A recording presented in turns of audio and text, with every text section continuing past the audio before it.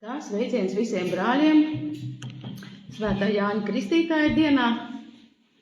Mēs te pulcējamies, jo svinējām jau vakar, tieši kā brāļa Jāņa vārdu dienu nosvinējām. Un tad man ienāca prātā, ka par svinēšanu, ka vajag tā svinēt, lai nākamajā dienā var mierīgi uz misi aiziet. Tā kā pareizcīgo viens brālis bija jautājis garīgi tēvam, ko darīt, ka pēc ēšanas šausmīgi miegs nāk, un tad viņš bija teicis, ka tā norma tāda, ka ēst vajag tik daudz, lai pēc tam vēl varētu palūkties, nevis uzreiz tā kā laisties jau gultiņā. Tā kā ar to svinēšanu arī ir. Ceru, ka visi ir skaisti nosvinējuši, mums palutināja laiks un lietus nelija un bija tīri jauki, arī mums te pie Alberta baznīcas bija skaists ugunskurs.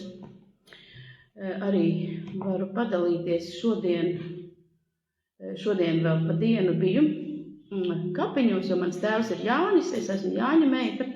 Viņš ir 25 gadus jau nomiris, un es neesmu tāds cilvēks, kas bieži braukt uz kapiņiem, man kaut kā, nesaistās tāds cilvēks ar to kapa vietu tik ļoti, bet es domāju, Jāņu diena aizbraucu un sakopa, aizazināju svecītes, dzimtas kapi, un ļoti interesanti man tā pēkšņi bija tāda iedvesma, kad man vajag piedot savam tēvam, jo tur bērnībā tur bija kā bija, un man kaut kādas daudzas lietas, kas kā kaut kāda bērnības trauma velkās līdzi, un tad es sapratu, ka tas tā kā tāda līdzatkarība, kad tur man vecāki bija tādi, vai tur lietoja alkoholu, vai nepievērs uzmanību.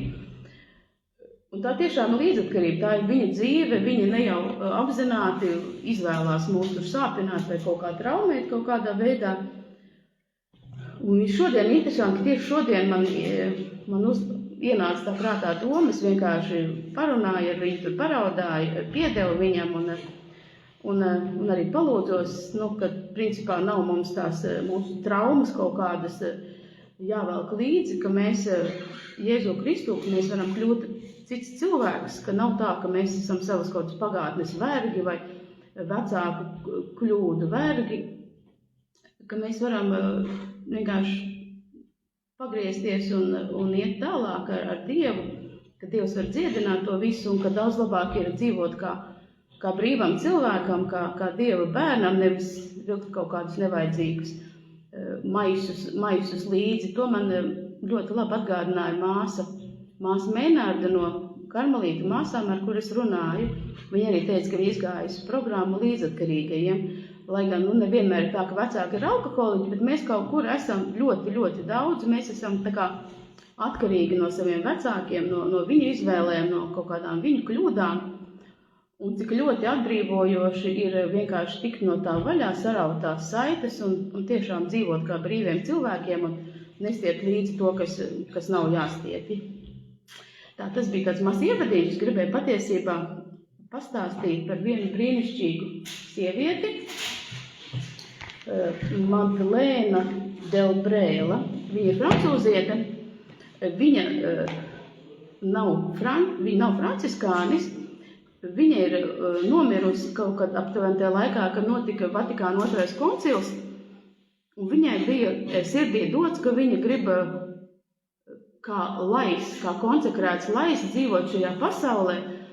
Tas ir tas, ko vēlāk arī ieviesa Vatikāna 2. koncils, ka dzīvot pasaulē kā klosterī.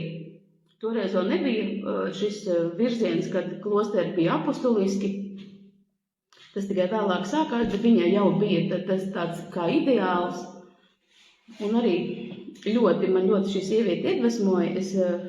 Beidzot, es izlasīju visu no sākuma līdz galam. Tas nav garš raksts, tas brīnišķīgs itāļu priesteris Karmelītu Antonio Sikarī, kas ir simtiem to svēto portretējumu rakstījis. Un arī šis ļoti, ļoti interesants, ka tāda sieviete, francūziete, man patīk, es lasu, man ļoti, ļoti iepatikās, ka viņa tāda radikāla un vienmēr visās dzīves situācijās, visās savās pārliecībās viņa gāja līdz galam. Viņa tiešām bija pārliecināta, un sākumā viņa bija pārliecināta ateiste, Un, ja viņa bija ateisti, viņa arī attiecīgi tā domāja un dzīvoja, un pēc tam notika tāds lūzums, un viņa katrā dzīves brīdī viņa bija patiesa. Viņa bija saskaņā ar viņas pārliecību, kāda viņai tajā brīdī bija, un viņai bija drosme vienkārši nākamais dzīves posms, kaut kas notiek, kaut kādas pārmaiņas, viņa līdz ar to maina arī savu domāšanu, savu dzīvi, viņa godīgi iet tālāk, nav tā, ka atrod kaut kādu ceļu un visu mūžu iet un visu saprot. Nē, viņam vienkārši viņa ļāva, lai Dievs viņu vada un bija godīgi. Tas man ļoti viņā patika. Viņa francūziete, viņas mākslu studējusi Parīzē Sorbonas universitātē, filozofiju un mākslu, viņa bija ļoti gudra. Tāpēc es atļaušos pastāstīt, balstoties uz šīs grāmatas, pastāstīt ar viņas dzīvi. Tātad viņa ir dzimusi 1904. gadā un mirusi 1964. Tas diezgan nesen, un pāvests Francisks 2018. gadā viņu jau ir atzīmis par godināmo. Tā kā šī grāmata iznāca, viņa vienkārši bija mūsu laika biedru ticības cīņas. Tātad baznīca pēta un viņi ļoti spēcīgas atstājusi aiz sevi sacerējumus. Viņa bija rakstniece, dzejniece un mistiķe, tā Wikipēdijā var rakstīt. Tātad viņa dzīvoja 20. gadsimta sākumā, tad bija populārs bēdīgais sauklis Dievs ir miris, ko teica Nīče, domādams beidzot pasludināt pārāka cilvēka nākšanu pasaulē. Taču jau pirmajos 20 gados divi briesmīgi notikumi, tas bija Pirmais pasaules karš, kurā aizgāja bojā 9 miljoni cilvēku, un epidēmija, kas nonāvēja vēl 22 miljonus, parādīja, ka cilvēks tāpat turpina mirt, turklāt bieži vien absurdā veidā. 1921. gadā Madlēnai ir 17 gadi, un viņa uzrakstīja sacerējumu traktātu Dievs ir miris, lai dzīvo. Un šis sacerējums sākās ar vārdiem: Dievs ir miris, bet ja tā, tad jābūt godprātībai, vairs nedzīvot tā, it kā viņš tomēr būtu dzīvs. Jaunā meitene ir nežēlīga. Ja Dievs ir miris, tad ir jāstāv pāri nāvei, un tas jādara drosmīgi. Viņai šķita, ka viņa apraksta dažādas cilvēku šķiras, viņa revolucionāri šķiet interesanti, taču viņa nav pareizi sapratuši lietas būtību, jo tie grib jaunu pasauli, nedomājot, ka vēlāk tā tomēr būs jāatstāj. Pacifisti ir simpātiski, taču vāji aprēķinos, jo pat tad, ja tiem būtu izdevies novērst Pirmo pasaules karu, visi, kam tolaik būtu aiztaupīta dzīvība, pēc tam tik un tā līdz 1998. gadam būtu miruši. Labiem ļaudīm savukārt trūkst pieticības, jo tie vēlas dzīvi darīt labāku, neaptverot to, ka jo labāka ir dzīve, jo grūtāk kļūst mirt, tātad no tā šķirties. Tie, kas ir iemīlējušies, ir galēji neloģiski un nelabprāt dziļi domā. Viņi apsola viens otram mūžīgu mīlestību, bet to uzticību ar vien iet mazumā, jo ar katru aizejošo dienu tie ar vien tuvojas galējai pamestībai. Mātes būtu spējīgas pat izdomāt laimi, lai tikai nodrošinātu to saviem bērniem, kuri, ja arī nekļūst par lielgabalu gaļu, tomēr kļūst par miesu, kas lemta nāvei. Madlēna spriež, ka vienīgie nopietni ņemamie cilvēki ir amatnieki un mākslinieki, kas rada paliekošas lietas, tādas kā krēslus, gleznas, dzejoļus. Un tad vēl ir tādi, kas nosit laiku, gaidot, kad laiks nositīs viņus. Viņa secina, es piedaru pie tiem. Lasot viņas rakstus, var just viņas bezgalīgo dzīvot gribu un neizmērojams ilgas mīlēt, bet arī sirdi, kas ir mācījusies neko negaidīt un jūtas beztiesīgi pat pateikt ar Dievas, jo šis vārds taču satur mirušā Dieva vārdu ar Dievu. Vai gan mirējam var teikt, nezaudējot takta izjūtu, labdien vai labvakar, un tad sakām viņam uz redzēšanos vai ar Dievu, kamēr nebūsim iemācījušies teikt uz neredzēšanos nekad un nekur, uz absolūtu neko. Kas gan būs ar šo meiteni? Madlēna ir tik dzīvīga, un viņa noteikti nedomā visu pamest. Ar savām vistuvākajām draudzenēm kādu pavasara vakaru viņas bija izvēlējušās savu devīzi, vienmēr saglabāt jaunību, lai kas arī notiktu, lai cik gadi arī paietu. Interesanti arī Wikipēdijā lasīja, ka viņa bija tik drosmīga, viņa pati veidoja sev modernus tērpus un bija viena no pirmajām sievietēm, kas nogriezīja šos matus. Tātad toreiz viņai bija 17 gadi, viņa arī ļoti bija drosmīgi domājoša un ļoti skaidri visu saprata. Arī un, lai visu saprastu godīgi, viņai bija grūti saprast nāvi, ka nāve ir tas, kas visu pārtrauc, un ja aiz nāves nekā nav, tad zinām, bezjēdzība tajā visā bija manāma. 18 gadu vecumā notika tāds interesants pavērsiens, Madlēna iemīlējās. Puisis Žans bija ļoti skaists, sportists, intelektuāls, un visi no malas teica, ka jūs tik labi kopā izskatāties, jums būtu jāprecās, un viņi radīti viens otram. Un droši vien arī Madlēna tā domāja līdz brīdim, kad Madlēna uzzina, ka viņas iemīļotais Žans ir iestājies novicijātā Dominikāņu klosterī, un ka tā šķiršanās tā tad ir absolūta. Tas, protams, viņai bija trieciens.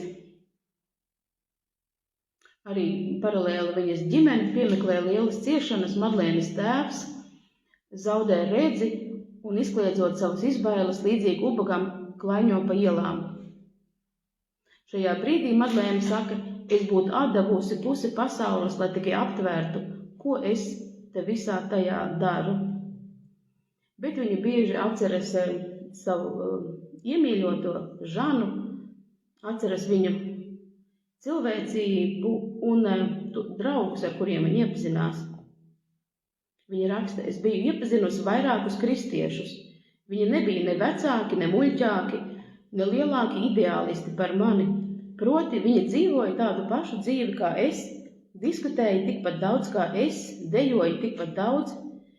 Viņi bija pat pārāki par mani, viņi strādāja vairāk, viņiem bija zinātniska un tehniskā izglītība, pārliecība, kādas man nebija.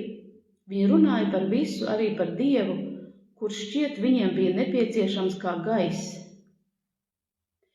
Viņi jutās labi ar visiem, taču ar vislielāko deksmi, kas sniedzās tik tālu, ka gadījās par to atvainoties, viņi iesaistījās visās diskusijās, runās un domās, kam bija kāds sakars ar Jēzu Kristu. Kristus būtu varējis viņus aicināt apsēsties blakus, un neviens nebūtu licies dzīvāks par Kristu. Tātad starp šiem kristiešiem, kas bija likuši viņai domāt savādāk, ievērojama vieta neapšaubām bija Žanam, viņas līgavainim un faktam, ka Dievs viņam bija tik reāls, ka Dieva dēļ viņš bija atstājis gan Madlēnu, gan pasauli. 19-gadīgā meitene, kas tik skarbi un konsekventi bija izteikusi savu ateistas nostāju, no 20 gadu vecumā ir spiesta pieredzēt negaidītu pavērsienu. Agrāk viņa raudzījās uz pasauli ar pārliecību, ka viss pierāda Dieva neesamību. Ja viņa sev uzdeva jautājumu, tad tas skanēja šādi. Kā apstiprinās Dieva neesamība? Tagad šis jautājums skanēja savādāk. Varbūt Dievs tomēr eksistē. Viņa arī saprot, ja mainās jautājuma būtība, tad jāmainās arī viņas iekšējai attieksmei. Domājot par to, viņa atceras. Kaut kādas skaļas jēzgas sakarā tika pieminēta Avilas Terēze, kuru bija ieteikusi klusumā domāt par Dievu 5 minūtes dienā. Un lūk, viņas secinājums. Es izvēlējos to, kas šķita vislabāk izsakām manu skatu punkta maiņu. Es nolēmu lūgties.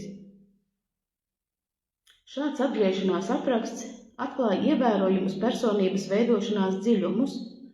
Madlēna lūdzas nevis tādēļ, ka ir atgriezusies, bet gan tādēļ, ka viņai tā ir vienīgā iespējamā godīgā attieksme, pieņemot hipotēzi, ka Dievs varbūt varētu eksistēt. Viņas jā nav iegūtas pārliecības rezultāts, bet gan jau avansā pasniegta dāvana tādam Dievam, kurš, ja vien viņš eksistē, ir viss, un viss pelna visu, pat ja meitenei ir tikai priekšnojauta par viņa eksistenci. Madlēna lūdzas nevis tikai 5 minūtes, bet gan iegremdējas dziļā lūgšanā, un to viņa dara uz ceļiem, jo grib būt droša, ka to dara pa īstam, arī ar ķermeni, ne tikai ar domām. Lūk viņas atgriešanās, viņa strauji metas ticības pašā centrā, no visa spēka apskauj Dievu un ļaujas tikt Dieva apskautai, pat nebūdama droša, ka viņa rokas stiepjas viņai pretī. Pēc šādas pieredzes tikai viens aicinājums šķiet iespējams – dzīvot tā, lai lūgšana kļūstu par dzīvi, par visu dzīvi. Un Madlēna domā iestāties Karmelā, jo Avils Terēze ir karmelīte. Taču viņa tāpat laikā apjauš, ka tas pats Dievs ir piesaistījis viņu neatrisināmai situācijai ģimenē, jo tēvs grimst arvien dziļāk savās bailēs, un māte arī ir tuvu sabrukuma robežai. Tātad nav īstais brīdis, lai viņi varētu iestāties klosterī, jo tajā laikā līdz Vatikāna 2. koncilam nebija apostulisko klosteru, viss bija tikai slēgtie klauzūras klosteri. Bet ja Karmels viņai nav iespējams, tad ir tikai viens secinājums. Pasaulē būs jākļūst par viņas klosteri. Madlēna sāk lasīt Svētās Avilas Terēzes un Jāņa no Krusta darbus un apmeklē draudzi kā ikviena cita kristiete. Savā draudzē viņa sastop neparastu priesteri tēvu Lorenzo. Priesteri, kurš gribēja būt tikai priesteris un kurš mācīja dzīvot evaņģēliju visur, kur esi, liekot tam kļūt par aktuālu un personisku aicinājumu katram, kurš klausījās. Savu pirmo kristīgās dzīves gadu laikā Madlēnu aizrauja literatūra. Viņa publicē esejus un dzejas grāmatas, pat iegūst prestīžu literāro balvu.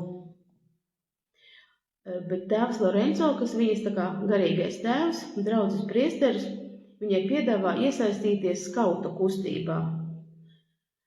Tas, protams, ir nedaudz ne tas, kas Madlēnai dzīvē padodās, viņa ir intelektuāli ar mākslinieckām ievirzēm, un skauti ir vairāk tā kā tāds ar disciplīnu un ar armiju saistīti. Madlēna to dara, viņa iemācās spēles, dziesmas, vingrojumus, viņa vada savu grupu un parāda tik nenogurdināmu dzīvīgumu un tādu pedagoģisko jaunradi, ka drīz vien viņai tiek uzticēta lielāko meiteņu audzināšana, kurām vēlāk ir jākļūst par vadītājām. Madlēnas devīze ir prieks. Man jau liekas, ka viņa ļoti atgādina franciskāņus ar visu dzīvošanu pasaulē un prieku kā savu galveno dzīves moto. Pēc darbošanās skautu kustībā viņa kopā ar 20 meitenēm izveido žēlsirdības grupu par godu Svētā Vincenta de Pola darbībai. Madlēnas nodoms ir skaidrs. No brīvas gribas piederēt Dievam tik lielā mērā, cik viens cilvēks ir spējīgs vēlēties piederēt tam, kuru mīl. Labprātīgi būt par Dieva īpašumu tikpat lielā mērā, tikpat ekskluzīvi, neatgriezeniski un publiski, kā par tādu kļūst konsekrētas māsas. Citiem vārdiem sakot, to, kas ir visdziļākais laulības sakramentā un to, kas ir visaptverošais reliģiskajā aicinājumā, Madlēna grib izdzīvot pasaulē. Šim mērķim neapšaubāmi piederas jaunavība, taču to viņa īstenos neattālinoties no pasaules. Viņas ieceri ir ļaut evaņģēliskajiem padomiem ienākt laju dzīvē.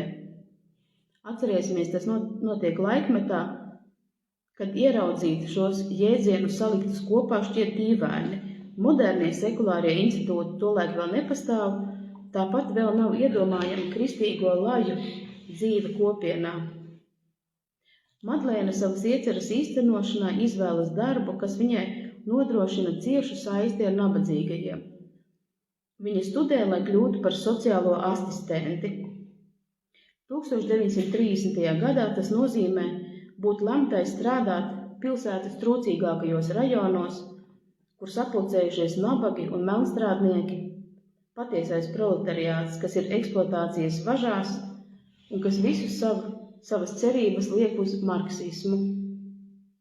Un tā 10 meitenes skautu vadītājas, bez reliģiskiem solījumiem, bez īpaša habita un bez iestāžu nodrošinātas sociālās aizsardzības, nolēma doties uz kādu no Parīzes priekšpilsētām ar nodomu dzīvot kopā, bez jebkāda īpašuma, ne personiska, ne kopīga, strādāt visnabadzīgāko ļaužu vidū, liekot kopā visu, kas tām ir. Viņas izveido savu kopienu šķīstu, nabadzīgu un paklausīgu, kuras vienīgā regula ir kopā padziļināti dzīvot evaņģēliju un vienīgais struktūras stabilitātes atskaites punkts pakārtošanās atbildīgajai.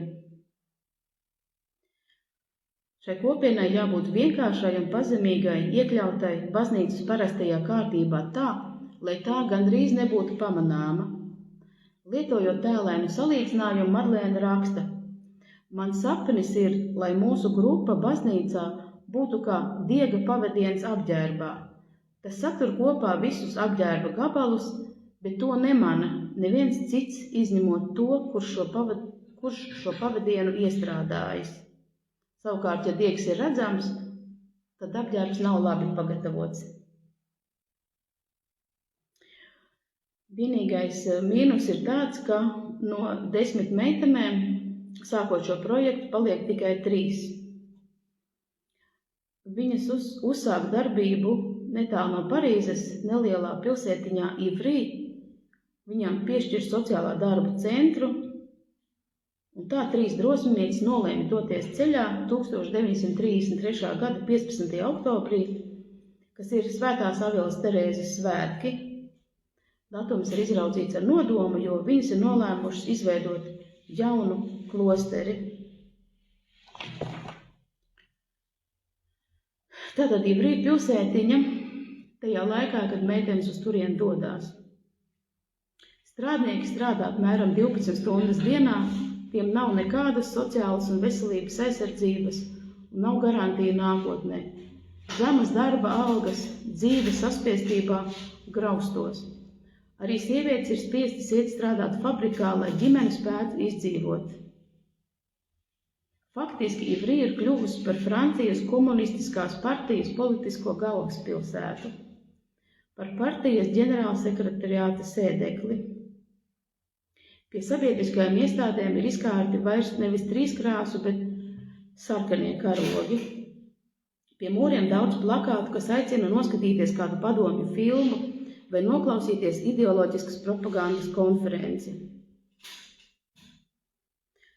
Tātad es sapratu šo kontekstu, ka proletariāts dzīve nabadzībā un pēkšņi marksisms liekas kā ideoloģija, kas ir pretstatā kapitālismam, kad beidzot ir kāda ideoloģija, kas domās par nabagiem. Tajā brīdī, protams, tas liekas ļoti, ļoti vilinoši, ka nabadzīgo intereses tiek pārstāvētas. Vienīgi, ka, protams, arī tas ir tāpat kā ateismā, marksisms dievu noliedz, un arī Madlēna pamana, ka bērni uz ielas pamanot priesterus apmētā viņus ar akmeņiem. Madlēnai šīs vides noskaņas ir tik svešas, viņa pat nezina, ko nozīmē sarkanie karogi. Vienīgais, ko viņa zina, ir tas, ka viņas priekšā ir neticīgi un nabadzīgi ļaudis. Lūk, ko vēlas 3 jaunās sievietes viņu izvēlētajā galējā nabadzībā. Dzīvot plecu pie pleca ar šiem cilvēkiem, ne ar ko no tiem neatšķiroties, vienīgi ar mīlestības un ticības intensitāti. Dieva apredzība ir tāda, ka tēvs Lorenzo un viņas garīgais tēvs tiek nominēts par Ivry pilsētas prāvestu. Jautājums par attiecībām starp katoļiem un komunistiem Madlēnai nav teorētisks, nedz arī apspriežams diskusijās. Viņa to atrisina uzreiz, balstoties uz ļoti vienkāršu principu. Dievs nekad nav teicis, tev būs mīlēt tuvāko kā sevi pašu, izņemot komunistus. Atliek vienīgi pieņemt šo acīm redzamību. Komunisti ir viņas tuvākie, vistiešākajā veidā. Tāpēc viņa no tiem neizvairās, kā to iesaka pareizi domājošie, bet ir gatava atzīt to, ka šajos skarbajos cīnītājos ir labs, piemēram, vēle pēc taisnīguma un savstarpēja izpalīdzība. Madlēna ir gatava pat uz dialogu ar viņiem, kad jāpalīdz bezdarbniekam. Komunisti uzskatīja, ka ir tādas vardarbības izpausmes, ka tās var izskaust tikai ar citu vardarbību, kas ir pretēji pirmajai vardarbībai. Bet evaņģēlijs saka ko pavisam citu. Ir jāmīl katrs un visi cilvēki bez jebkāda izņēmuma. Madlēna lasa no jauna pārlasa evaņģēliju, un viņai ar vien spilgtāk atklājas šīs pretrunas, kas šķiet neatrisināmas. Partijas teksti, kas pamatot tās doktrīnu, uzsver, ka strādnieku cīņas būtiska sastāvdaļa ir ateisms, un ka tas ir audzināšanas galvenais mērķis šo ateismu iesakņot bērnu un jauniešu dvēselēs. Madlēna saka, šajā laikā es trīcēju bailēs par Dievu, manu labumu, un tā starp viņu un marksismu atveras neizmērojams bezdibenis, pret marksismu, nevis pret marksistiem. Šajās grūtībās izkristalizējas viņas grupas identitāte. 1938. gadā Madlēna uzraksta programmātisku tekstu. Zīmīgi, ka viņa to publicē žurnālā Karmela studijas. Tā nosaukums Mēs cilvēki no ielas. Tajā viņa paziņo, ka ir kristieši, kuriem iela, proti tā pasaules telpa, kurā Dievs tos laiku pa laikam noliek, ir vieta viņu svētumam, tikpat īsti kā klosteres konsekrētam personām. Tas ir parastu cilvēku aicinājums parastā vietā strādājot parastu darbu kopā ar citiem parastiem cilvēkiem, bet kuri tomēr iegremdējas Dievā, tikpat īsti kā viņi iegremdējas pasaulē.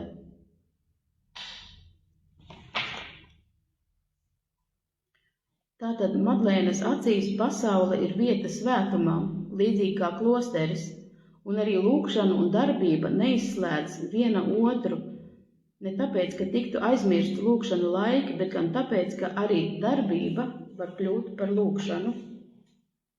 Citējot svēto Jāni no Krusta, Madlēna paskaidroja: Mēs sējam Dievu pasaules vidū, droši, ka Dievs kaut kur uzdīgs, jo tur, kur nav mīlestības, ielieciet mīlestību un jūs ievāksiet mīlestību.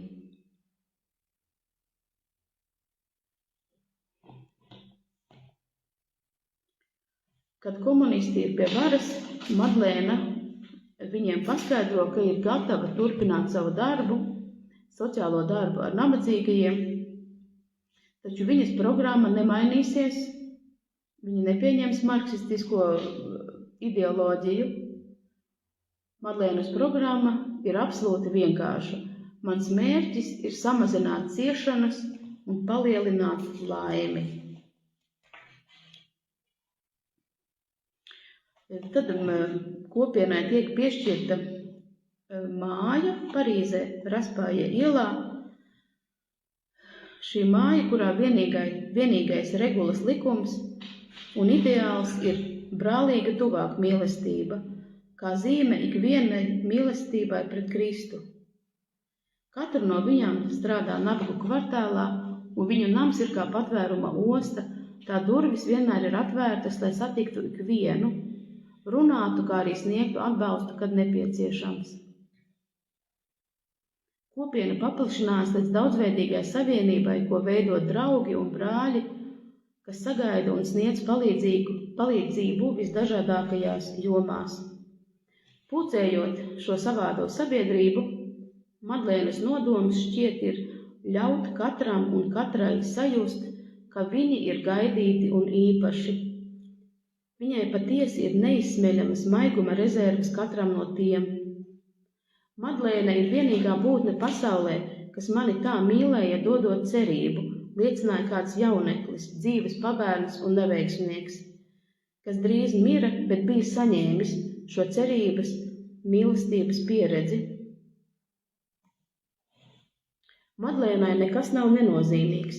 Neviens neprot izdomāt dāvanas tā, kā to prot viņa, ar kādu dziesmu vai mazu komisku skeču sagādāt prieku draugiem. Viņi var iegrimt lūgšanā, uzrakstīt rakstu vai dzejoli, vai nolasīt lekciju, vai cīnīties par kāda politiski vajāta tiesībām. Un to visu viņa dara ar tādu pašu dedzību un prieku, ar tādu pašu prāta gaismu un dara visu ar nepārprotamu prieku ticēt.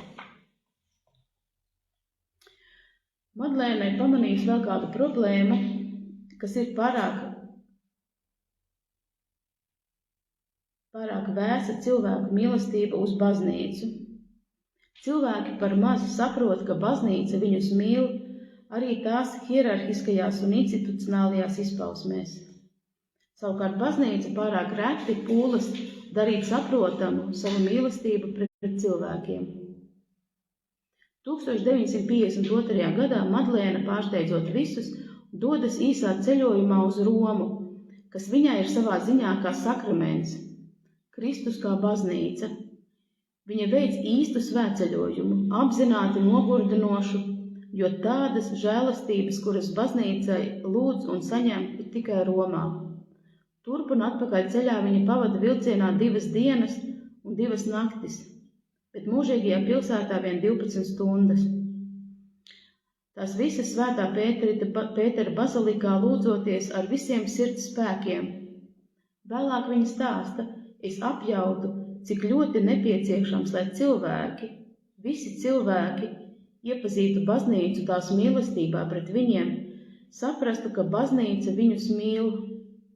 Pēteris, akmens, kurām tiek lūgts mīlēt. Es sapratu, cik daudz mīlestības būtu jāieliek visās baznīcas zīmēs. Madlēnas pieķeršanās baznīcai ir nesagraujama. Viņa par to vienmēr runā kā Jēzus tagad. Pēc viņas domām mums baznīcas miesā jābūt kā gudrām un mīlošām šūnām. Kad ir kādi iemesli nesaprašanai, tad jālūdzas 2 vairāk, jādomā 2 vairāk, jāpiedod 2 to, ko nesaprot. Tur, kur tiek kārdināta mūsu mīlestība, mums jāgrib mīlēt 2. Nākamajā gadā viņa vēlreiz ceļo uz Romu, un viņai ir iespēja dažus mirkļus runāt ar pāvestu. Īsajā atbildē, ko viņa saņem no pāvesta, 3 reizes atskan vārds apostulāts. Francijā pazīstams vārds misija, neviens nelieto terminu apostulāts, un Madlēnai ir intuīcija, ka pāvesta uzsvarā uz apostulātu ir kaut kas pravietisks.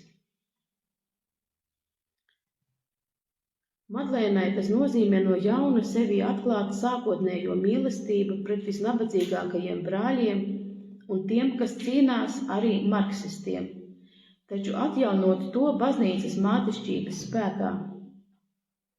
Vienā no saviem slavenākajiem tekstiem ar virsrakstu Marksisma pilsēta, misijas zeme, Madlēna raksta: ja mīlu tevi komunisti, tad tas nav viss par spīti baznīcai, bet gan pateicoties tai un tajā. Šajā laikā viņas grupa, viņas mazā kopiena meklē savu identitāti. Visi uzdod jautājumu, kāda ir šī kopienas vieta dzīvē. Daži vēlētos, lai Madlēna savu kopienu apvienot ar kādu jau esošu reliģisku ordeni. Kā gan jaunava kopienai tiecoties uz Dieva mīlestību un kalpojot baznīcai, lai nebūtu savas regulas un juridiskās aizsardzības. 1956. gadā Monsignors Vejo uzdod Madlēnai izšķirīgu jautājumu, ko viņa domā pati par sevi. Vienā elpas vilcienā Madlēna uzraksta tekstu, kurā teikumi seko citam vienā ritmā, ko uztur dedzīgs es gribētu. Es gribētu vienkārši ar nedalītu sirdi pilnībā piederēt vienīgi Jēzum, mūsu kungam un mūsu Dievam. Es gribētu mēģināt dzīvot viņa evaņģēliju, pilnā mērā būt viņa gribas rīcībā, baznīcas dziļumos un cilvēku pestīšanai. Es gribētu, lai ar to pietiktu, lai viss būtu skaidrs. Pašai to nezinot, Madlēna ne tikai sniedz baznīcai vēl vienu ticīgo, kas uztver nopietni savu aicinājumu uz svētumu, bet reizē arī apraksta jaunu kristiešu tipu, kas pilnībā pieder Jēzum, vienlaikus paliekot pasaulē. Kad turām rokās evaņģēliju, mums jāatceras, ka te ir klātesošs Dieva vārds, kurš vēlas tapt miesa mūsos, kļūt par mūsu skolotāju, lai ar viņa sirdi, kas uzpotēta mūsu sirdī, un ar viņa garu, kas komunicē ar mūsu garu, mēs dotu jaunu sākumu viņa dzīvei, citā vietā, citā laikā un citā sabiedrībā. Madlēna arī uzsver, ka Dievu var atrast ne tikai klosterī, bet jebkur pasaulē, jebkur, kur mēs paši esam. Viņa citē vienu mūku, tam, kurš meklē Dievu līdzīgu mūzumu, arī kāpnes var kalpot par Sinaja kalnu. Un tas, ka Dievu var atrast vienmēr, pat visbanālākajās nodarbēs, norādīja uz pārliecību, ko mazais mūks izteica šādi. Ja tu tiešām tici, ka kungs dzīvo ar tevi, tad tur, kur tu atradīsi sev vietu dzīvošanai, tu atradīsi vietu arī lūgšanai. Svarīgi bija novērst kļūdu, ko mēs tik bieži pieļaujam, un uz ko tas pats mūks Alsīts norādīja ar retorisku jautājumu. Mans Dievs, ja tu esi visur, kā gan tas nākas, ka es tik bieži esmu citur? Vatikāna 2. koncila notikums Madlēnu piepildīja ar entuziasmu, un domājot par koncila atzinumiem par baznīcu, viņa izteiks vienus no skaistākajiem vārdiem. Kristietis, tāpat kā ir žēlastības stāvoklī, kristietis ir arī baznīcas stāvoklī. Madlēnai bija 60 gadi, kad viņa jutās nogurusi, bet joprojām atzina, ka viņa nevar īsti noformulēt savas domas par nāvi. Taču viņas empātijas spējas un tuvāk mīlestība palika neskārta līdz galam. Kādā fotogrāfijā 1964. gada jūlijā, dažus mēnešus pirms viņas aiziešanas mūžībā, var redzēt pietupušos mazas meitenītes priekšā, starp abām griežas vilciņš. Ļoti zīmīgi, ka 1964. gada 13. oktobrī pirmo reizi baznīcas vēsturē Lais ņem vārdu koncila amfiteātra priekšā, lai uzrunātu bīskapus par laju apostulāta jautājumu. Un tajā pašā pēcpusdienā ievrīt pilsētiņā Madlēna saļima pie sava rakstām galda. Viņa aizgāja nevienu netraucējot. Viņas misālē biedrenes atrada vārdus, kuri bija teikti 10 gadus iepriekš, kurus viņa bija rakstījusi par piemiņu 30. gadadienai kopš savas atgriešanās. Pēc daudziem gadiem ceļā uz ticības briedumu, tajos izteikta pilnīga un radikāla atdošanās Dievam. Es gribu to, ko tu gribi. Neprasot man, vai es to spēju, neprasot man, vai es to vēlos, neprasot man, vai es to gribu. Programmu, kas jāīsteno, lai sasniegtu šo absolūto attieksmi, kuru Madlēna atstāja kā testamentu savām garīgajām meitām un neskaitāmajiem draugiem, varēja izteikt vienā teikumā: lasīt evaņģēliju, ko baznīca tur savās rokās, tā kā ēdam maizi. Man šķiet brīnišķīga sieviete, kur arī vairākos punktos sasaucās ar Svēto Francisku.